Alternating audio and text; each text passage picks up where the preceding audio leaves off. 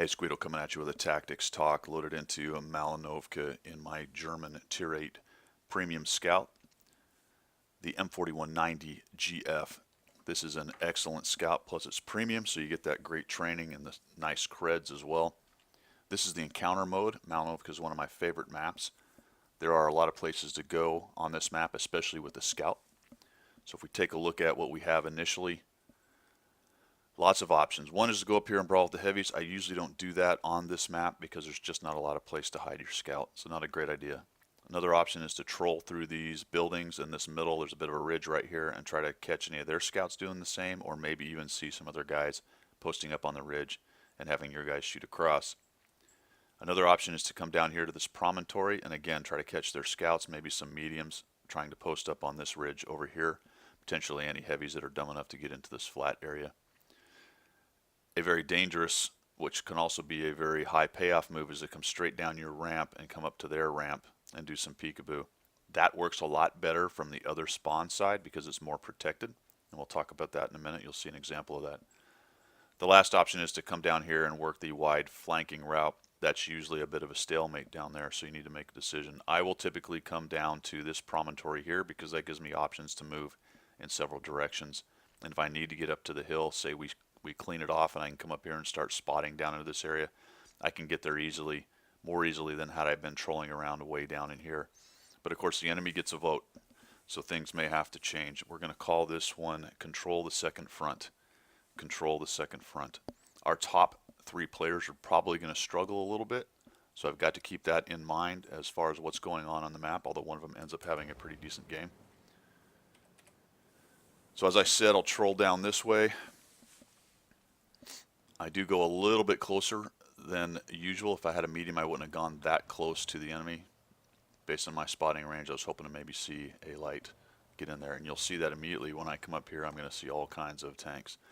Got a T-71, Skoda, and you will notice that that WZ is hard and heavy, intent on coming right towards me, and I'm not exactly sure what his intentions are. I thought maybe he was going to try to go right through us towards Artie. But you can see we've got a T-71, PT, Leopard PTA, and the Skoda out there all lit up for potential shots. Let's see what happens here. He's coming. He's going to proxy. I just go ahead and take a kind of a snap, trying to get out of the way, a moving snap. And I'm going to get punished here because there's somebody already up on the hill. Wham. Okay.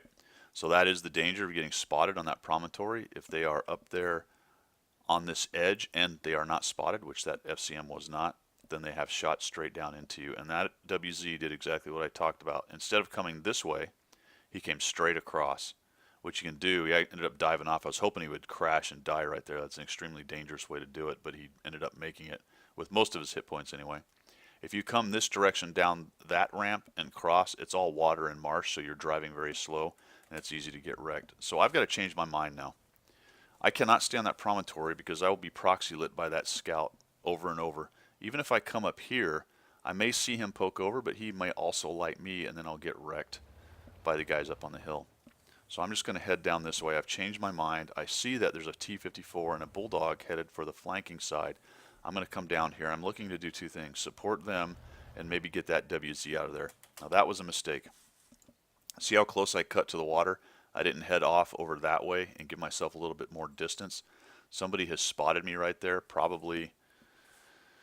Well, I'm not 100% sure exactly whether it's the WZ, but he would not be in any bushes unless he actually just topped out and looked down and saw me. That's possible because there's some bushes right there between me and him. Or there's somebody trolling around down here, potentially. It's not the WZ because I know where he is, but in any event, I get spotted there, and that was a dangerous move. The other thing that's not good about that is they now know I'm moving this direction. So I disappeared after I was seen. It would be much nicer if they didn't know that I was over on this side. So I'll head over here to the spawn point for standard Malinovka. And by the way, if you spawn over here on this side, you can do exactly what I'm doing from the beginning of the game. If it's a standard game, you can almost always drive straight for these trees right here and these bushes and take up this position without being spotted. Then if you've got a camo net, camo up and just sit there and let the games begin. So I know this spot, and I think it'll probably be useful for what we're doing. And you can see what the issue is with going down here to the south. We have a Tier 9 T54 and a Bulldog, and now they've been stuffed. And you got a T29 that's keeping them honest right there. And the problem then is, if you look at the draw range, everyone who's up on these, in these trees or on this spot has shots for days down onto these guys, especially if they get off to the north side of these buildings. So if they don't tuck up right behind them, that T29 is spotting them, and they can just get flank fired and wrecked.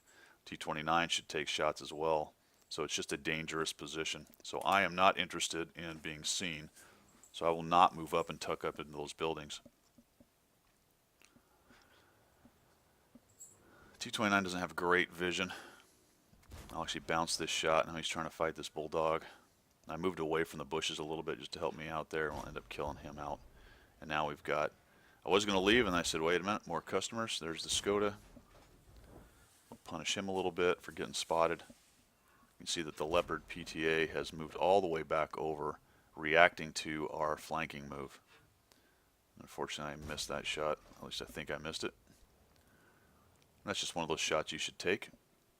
Even as he's going dark, I knew that would happen, but just take it, see what happens. And I'll move up into this little bush area just a little bit more forward and get those binocs cooking. And what I'm looking for is this WZ. That's my next plan. If we can get rid of him, then we won't get flanked. While you're doing something like I'm doing, where you're basically just staring for a fleeting shot at one guy, you've got to be paying attention to the mini-maps. If targets of opportunity show up, I'll just shoot in there. I believe I actually hit that shot. This is unfortunate because it goes right over him. And as I was saying, watching the mini-map, that one goes into him, so that if another target shows up while you're looking for that fleeting shot, you may have a much better shot. And there's an example. Here comes one right now. He is far enough away, you can see that he's outside spotting my vision or his vision range, but he's inside draw range. I'm getting the spots from the Bulldog. Can't shoot the Leopard because he's up in there. There goes the 132. So I facilitated that Su 100 M1 killing him off by bringing him down to a one shot to where the 100 M1 felt like he could come across and take him out. Unfortunately, the Leopard's pretty much got him. I'm just waiting for that Skoda to show back up. There he is. Need to back up to get that shot. And it goes right into the wall. I'm just staying behind the bushes because it is at the range where he could potentially see me. I end up tracking him, just back just a little bit more. So I got a nice shot. Probably should have gone for another track on him. Would have been nice to have tracked in damage, but he ends up getting away, and that last shot goes into the wall. I did switch to gold. I wish I hadn't because I don't really need it for him. And as usual, I've forgotten that I've switched. So I'll just end up using it all.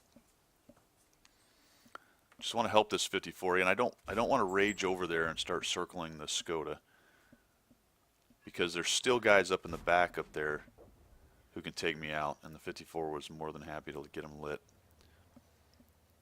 And I will then move back up into this, and it looks like our tanks up in the north are having a good time and they're about to kill the C-75, but what you'll notice is it takes them a little bit of doing, and they lose a few more tanks in the process.